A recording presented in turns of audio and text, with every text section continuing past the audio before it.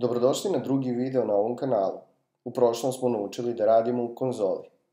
Aj ti polako nauči da radiš sa stringovima.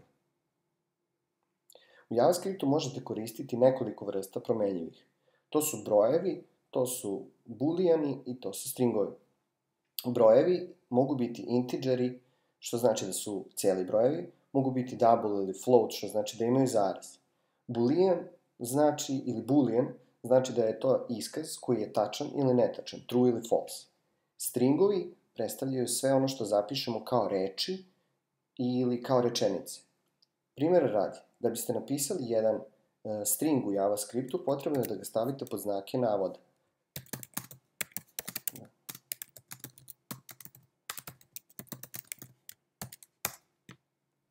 Kao što vidite, ovo je jedan string, to jest jedna rečenica. Ona kaže da sam njen prolećni dan. Još jedan string koji možete napisati je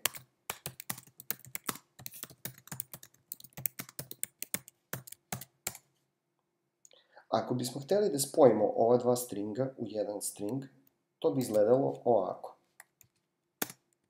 Stavili bismo znak plus.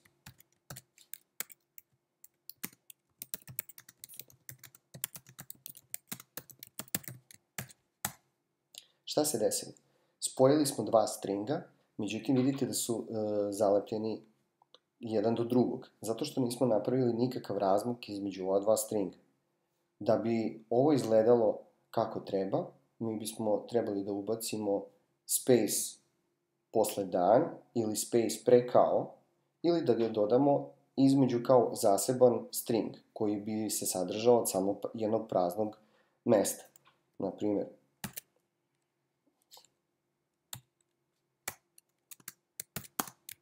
prazno mesto.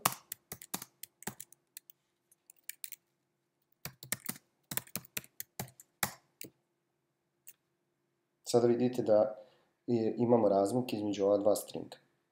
Ono što možete da radite je i da na ove stringove ubacujete i brojeve. JavaScript je takav da onog trenutak kada na string dodate broj, taj broj će postati string. Hajde da napišemo, verovatno će vam biti jasnije.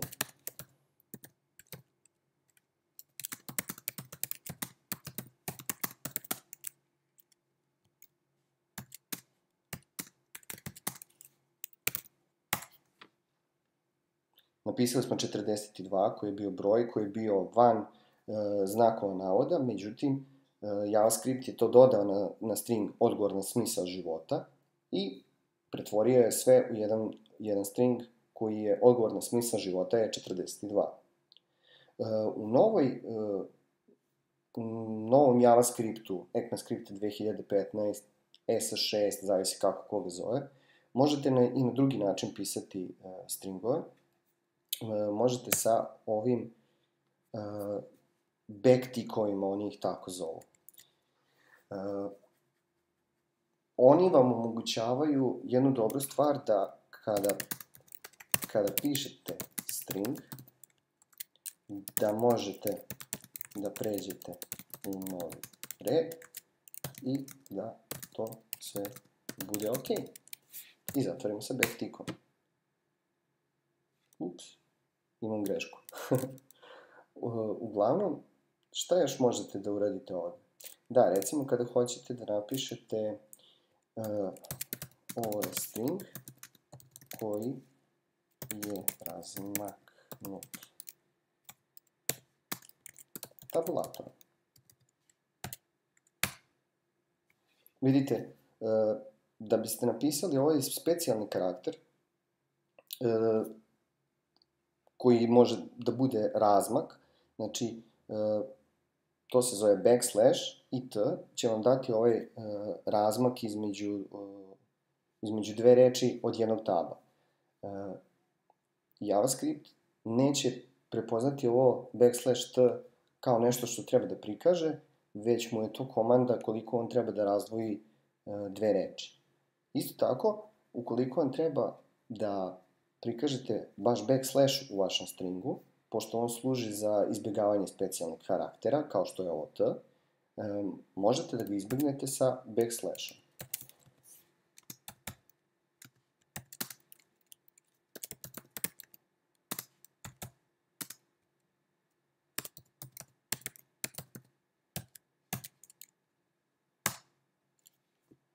i pojavio nam se samo jedan backslash.